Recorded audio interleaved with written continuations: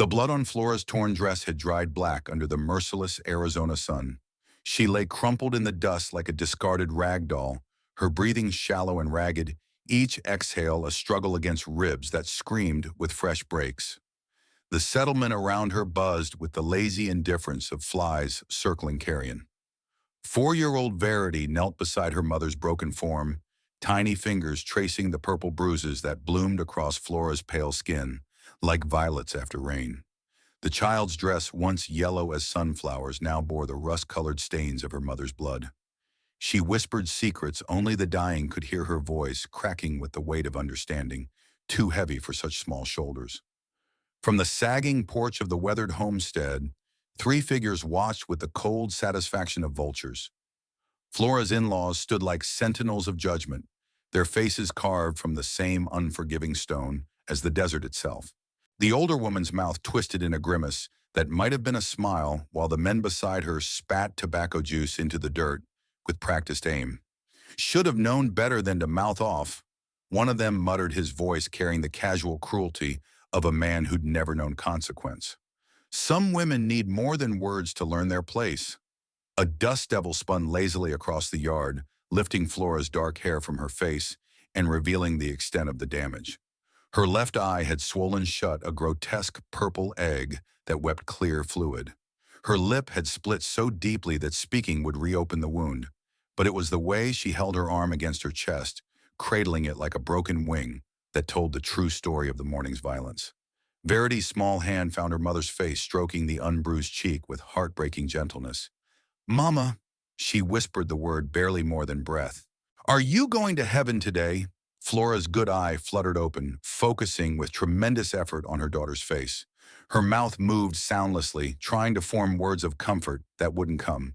Instead, she managed only the faintest squeeze of Verity's hand.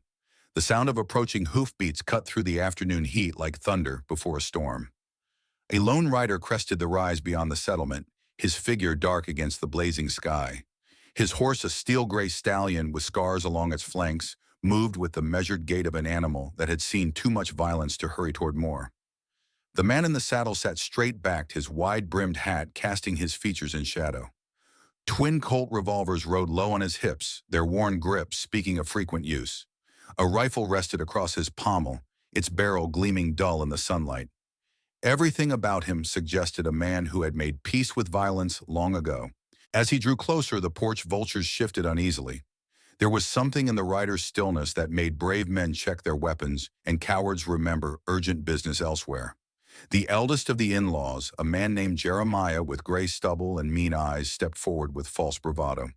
"Keep riding, stranger," Jeremiah called out, his voice carrying across the yard. "This here's family business."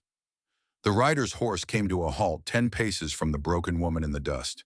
For a long moment he said nothing, his gaze moving slowly from Flora's battered form to Verity's tear-streaked face to the 3 figures on the porch. When he finally spoke, his voice carried the quiet authority of distant thunder. "Looks like you've finished your business." Verity looked up at the stranger, with eyes too old for her years. Something in his stillness called to her the way shelter calls to the lost.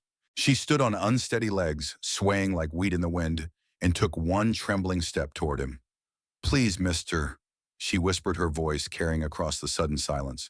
"My mama's dying." The words hung in the air like smoke after gunfire, heavy with truth, too terrible to ignore. The stranger's jaw tightened almost imperceptibly, the only sign that her plea had found its mark. His gaze never left Flora's face as he swung down from his saddle with the fluid grace of a man long accustomed to sudden movement.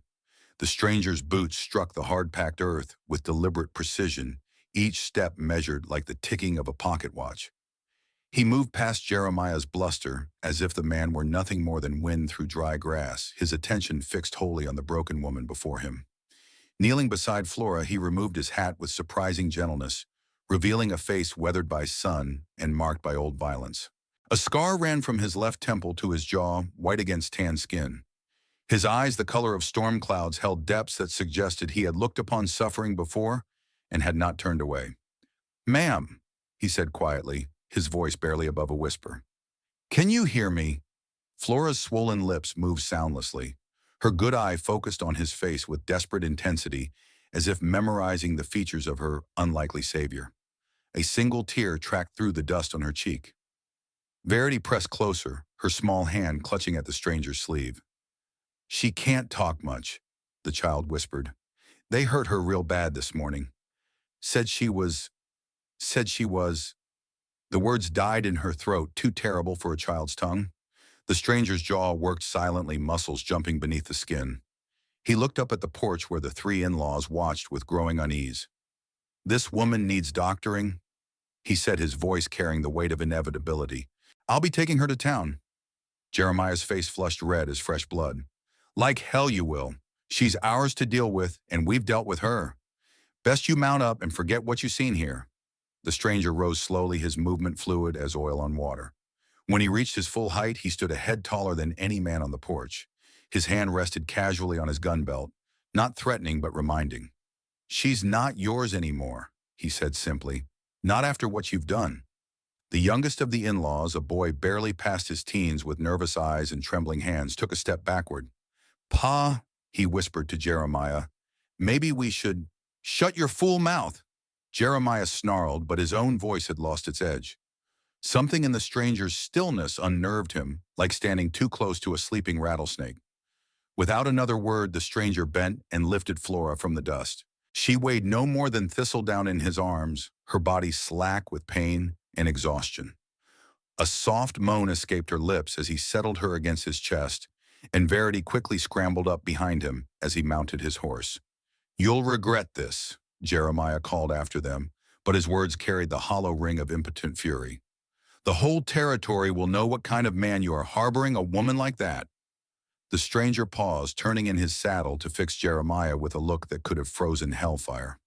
"The kind of man who doesn't beat women to death in his front yard." His voice was soft as silk and twice as dangerous. "I reckon I can live with that reputation." He spurred his horse into motion, leaving the three men standing in a cloud of dust in their own shame. Flora's head lolled against his shoulder as they rode her, breathing shallow but steady. Verity clung to his waist with desperate strength, her face buried in his shirt. The ride to his cabin took the better part of an hour, winding through scrub brush and red rock canyons that held the day's heat like a forge. The stranger, whose name was Samuel Kane, though few living souls knew it, had chosen this isolation carefully.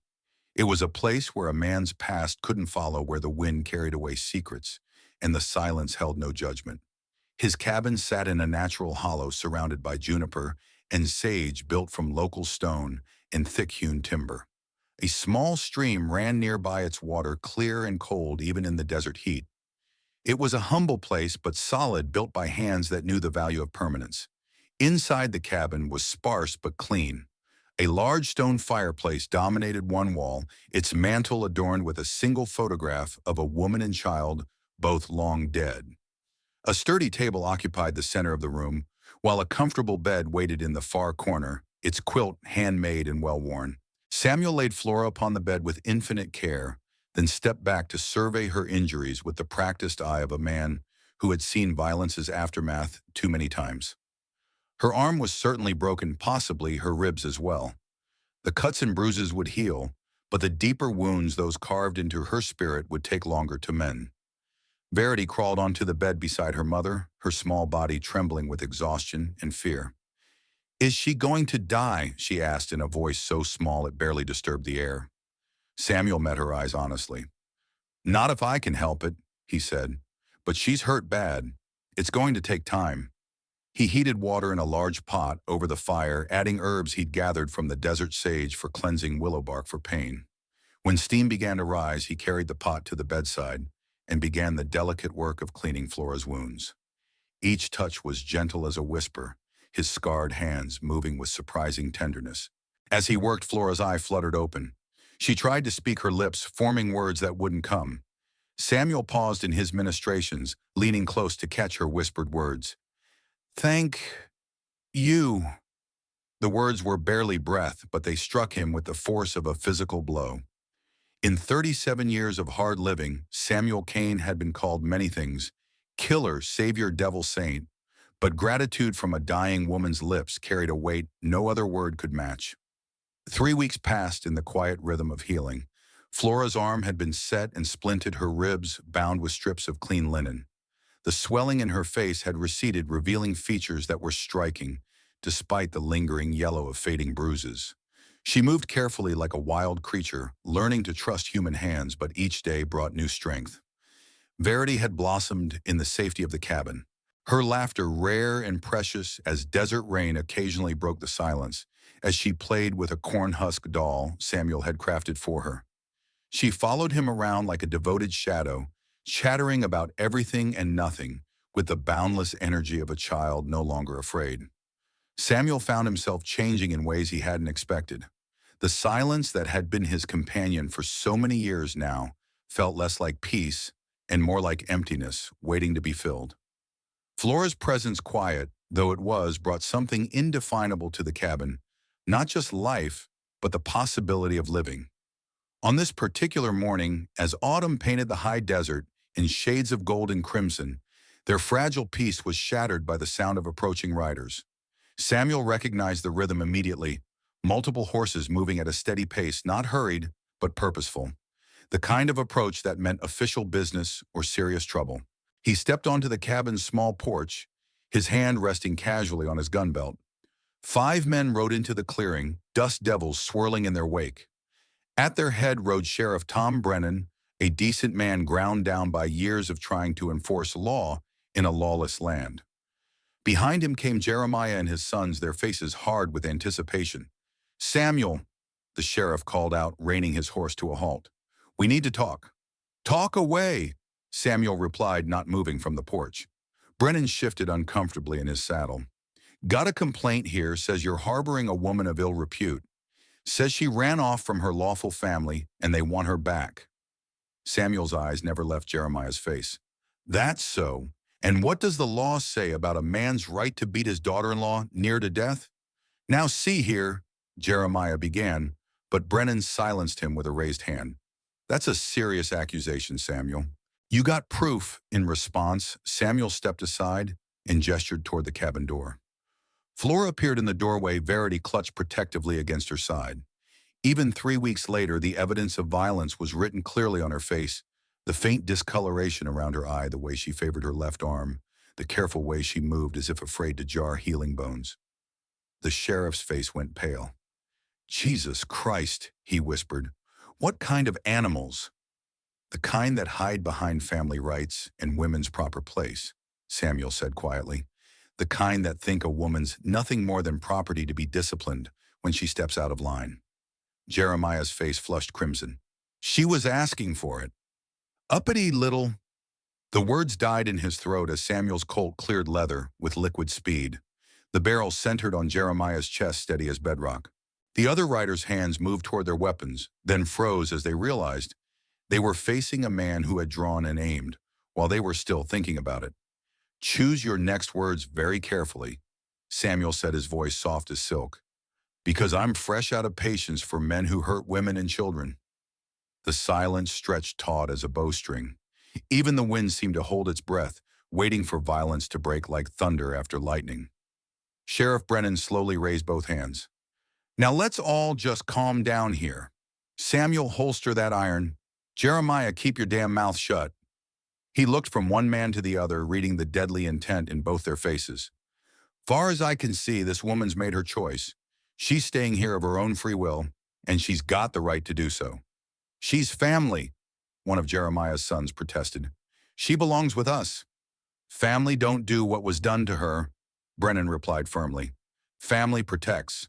What I see here is a woman who's found protection, and I ain't inclined to take that away from her." He turned his horse, gesturing for the others to follow. "This matter's closed far as the law's concerned." Jeremiah's eyes burned with impotent rage. "This ain't over," he snarled at Samuel. "You think you can steal what's ours and face no consequences. You don't know who you're dealing with." Samuel's gun never wavered. "No," he said quietly.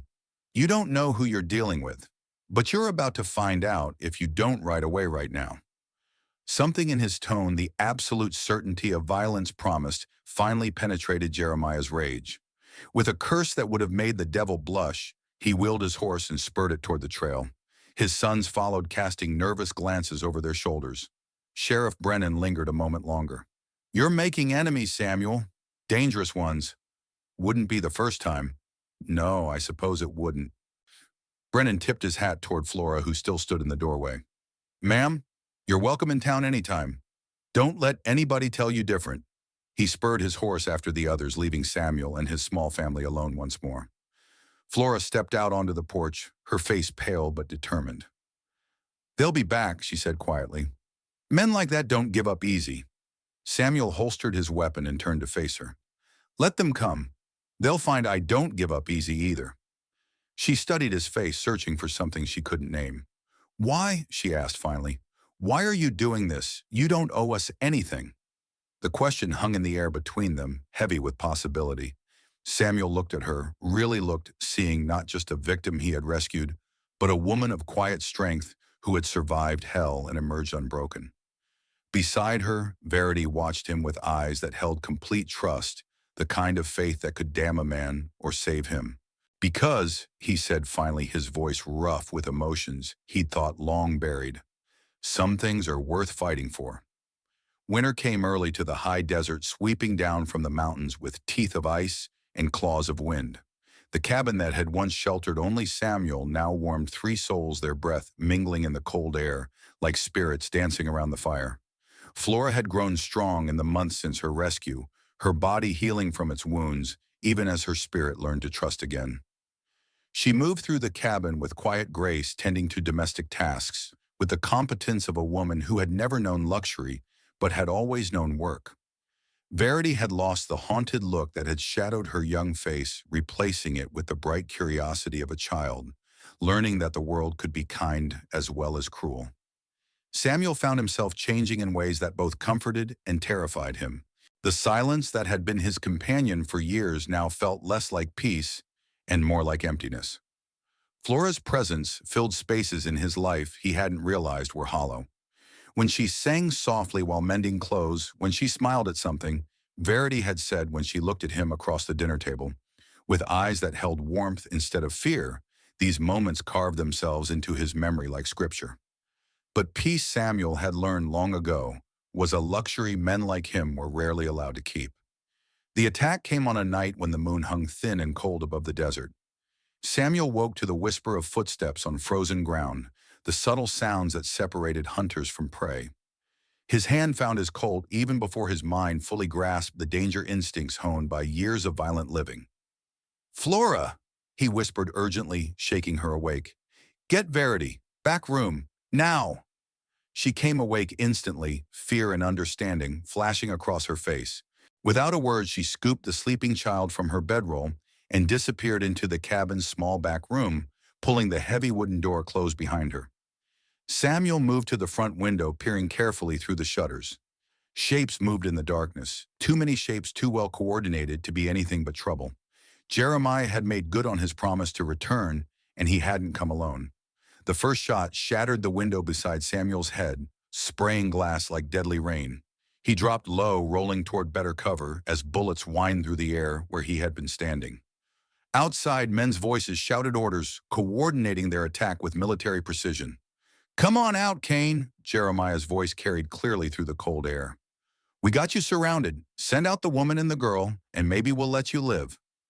Samuel's answer was a .45 slug that punched through the wooden door and sent one of the attackers spinning into the dirt. The man's scream echoed across the clearing, high and shrill in the desert silence. "Guess that's a no," another voice called out, followed by renewed gunfire. The battle that followed was brief but vicious. Samuel had chosen his cabin's location well. It sat in a natural depression that provided good cover and limited approaches. The attackers had numbers, but Samuel had skill, experience, and the desperate fury of a man protecting his family. He moved through the cabin like a ghost, appearing at windows to fire calculated shots before disappearing again. The Sharps rifle that had gathered dust on his mantle for years sang its deadly song, dropping men at distances that left the survivors questioning the wisdom of their mission. But numbers told, as numbers always did. A flaming arrow arced through the darkness, striking the cabin's roof and setting the dry wood ablaze. Another followed, then another. Soon smoke began to fill the small space, forcing Samuel toward the back room where Flora and Verity waited. "We can't stay here," he told Flora grimly, reloading his weapons by touch in the smoky darkness. Roof's going to come down soon. Flora's face was pale but determined. What do we do? Samuel looked toward the back wall of the cabin, where a narrow root cellar opened into the hillside behind the structure. It had been intended as food storage, but it might serve as escape route if luck favored them. There's a way out through the cellar, he said. Leads to the creek bed about 50 yards up the slope. You and Verity get there, follow the water downstream. There's an old line shack about 2 miles south you can shelter there. What about you? Samuel's smile was grim as winter. I'll be along directly. Got some unfinished business with our visitors. Flora caught his arm, her fingers digging into his sleeve. Don't you dare get yourself killed, Samuel Kane. We need you. I need you. The words hit him harder than any bullet. For a moment, the smoke and gunfire faded, leaving only a woman's face and the weight of being needed by someone who mattered. I'll come back, he promised, meaning it more than any vow he had ever made. You have my word on that. She kissed him, then fierce and desperate, tasting of smoke and tears and hope. Then she was gone, carrying Verity through the narrow cellar passage, toward whatever safety the darkness might offer. Samuel turned back toward the front of the cabin, where flames now licked hungrily at the roof beams. Time to end this one way or another. He kicked open the front door and stepped into the firelight, both guns drawn, every sense focused on the shadows that moved beyond the flames. The first man who showed himself died before he could cry out. The second managed a scream that cut short as Samuel's left-hand Colt found its mark. Jeremiah! Samuel's voice carried over the crackling flames. Just you and me now. Come finish what you started. The old man stepped into the light, his face twisted with hatred and something that might have been madness. His rifle was steady in his hand, centered on Samuel's chest.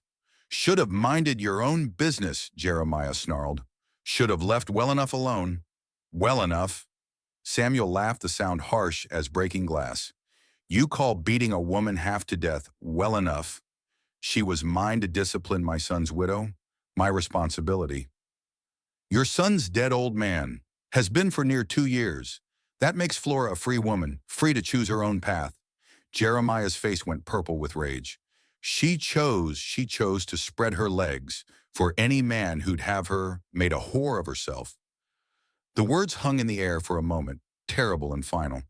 Then Samuel's gun spoke, and Jeremiah crumpled into the dust, his rifle unfired.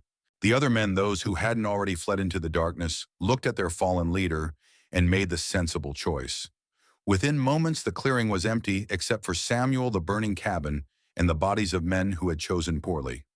Samuel stood in the firelight, watching his home burn, feeling something die inside him with each timber that crashed to earth. Then he turned his back on the flames and walked into the darkness, following the creek bed toward Flora and Verity, toward whatever future awaited them all. Spring came to the valley with a gentleness that seemed almost apologetic after winter's harsh rain. Wildflowers carpeted the meadows in brilliant splashes of color, while the stream that ran beside Samuel's new cabin sang with snowmelt and possibility.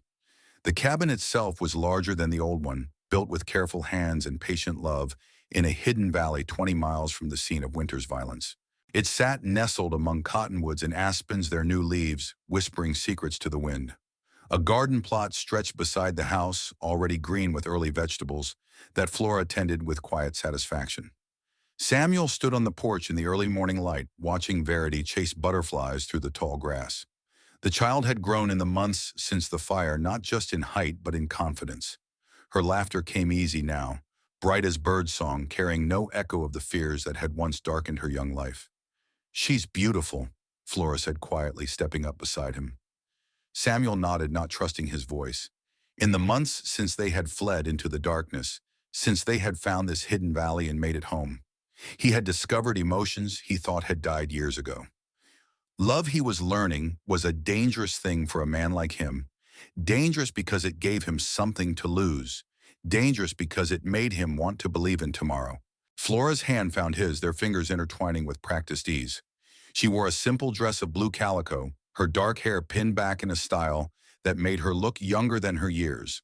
The haunted look that had once shadowed her features was gone, replaced by something Samuel was only learning to recognize: contentment. The circuit preacher comes through next month, she said casually, not looking at him. Samuel felt his pulse quicken. They had spoken around the subject for weeks, dancing near it like moths around a flame, neither quite ready to give voice to what they both felt. Does he now? Mmm. Mrs. Patterson at the general store says he's a good man. Marries folks proper when they've a mind to be married. Samuel turned to face her, fully seeing the hope and fear warring in her dark eyes. Flora, I know what I'm asking, she said quickly. I know what kind of man you were, what you might still be. I know there are probably wanted posters with your name on them, and I know that marrying me would tie you down to a place in a life you never chose. She took a shuddering breath, gathering courage. But I also know that you saved my life in Verities. I know you built this house with your own hands, and I know that when you hold me at night, I feel safe for the first time in years. I know that Verity calls you Pa when she thinks we can't hear, and I know that it makes you smile in a way that breaks my heart and mends it all at once.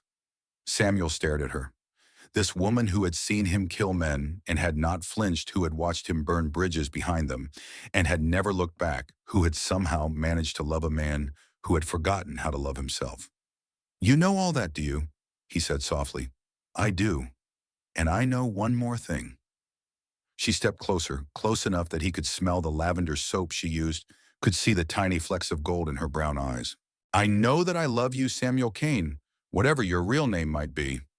I love the man who carried a broken woman out of hell, who built a playhouse for a little girl who needed to remember how to laugh, who lies awake at night, making sure we're safe. The words hung between them like a bridge waiting to be crossed. Samuel felt something crack inside his chest, some wall he had built around his heart, crumbling like mud in the rain. Flora, he began, then stopped. How did a man explain that he had never expected to live this long, let alone to find something worth living for? How did he tell her that the thought of losing her in Verity kept him awake more surely than any nightmare from his violent past? Instead, he pulled her into his arms and kissed her, tasting tears on her lips. His tears or hers, he couldn't tell. When they finally broke apart, he pressed his forehead against hers and spoke the truth that had been burning in his chest for months. I love you too, he whispered. God help me, I love you both more than I ever thought possible. She smiled, then radiant as sunrise, and Samuel felt something shift inside him, some final wall falling away. This was what peace felt like. He realized not the absence of violence, but the presence of something worth protecting. From the meadow came Verity's delighted shriek as she finally caught one of the butterflies she had been chasing. She held it gently in her cupped hands, examining its orange and black wings with the serious attention only children could bring to small wonders. Pa, Ma, look what I caught. She ran toward them, the butterfly dancing free from her hands to spiral up into the morning sky. Samuel and Flora exchanged a look of perfect understanding. The child had made her choice, claiming them as surely as they had claimed her. The circuit preacher, when he came through the following month, found them ready. The ceremony was simple, no grand church or elaborate dress, just 3 people standing in a meadow full of wildflowers promising to hold fast to each other, no matter what storms might come. Sheriff Brennan had ridden out for the occasion, bringing news that the surviving members of Jeremiah's clan had pulled up stakes and headed east, apparently deciding that revenge was a luxury they could no longer afford. The wanted posters Samuel had worried about had been conveniently lost in a clerical error, their descriptions no longer matching the settled family man who had taken root in the valley. As autumn painted the aspens gold and the first snow dusted the high peaks, Samuel stood once more on his porch. But this time he was not alone. Flora moved around the kitchen, humming softly as she prepared supper, while Verity played with the kitten that had adopted them sometime in late summer. The past was still there, it always would be, but it no longer defined him.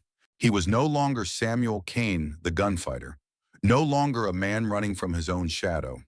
He was simply a husband and father, a man who had found his place in the world by learning that some things were indeed worth fighting for. The wind carried the scent of wood smoke in coming winter, but Samuel no longer felt the old restlessness that had once driven him from place to place. Home, he had learned, was not a place on a map, but a feeling in the heart, the knowledge that he belonged here with these people in this life they had built together from the ashes of their separate sorrows. When the first stars appeared in the darkening sky, he went inside to join his family for supper, closing the door on the past and opening his arms to whatever tomorrow might bring. The story was finished, but the living, the real living, was just beginning. Thy enentida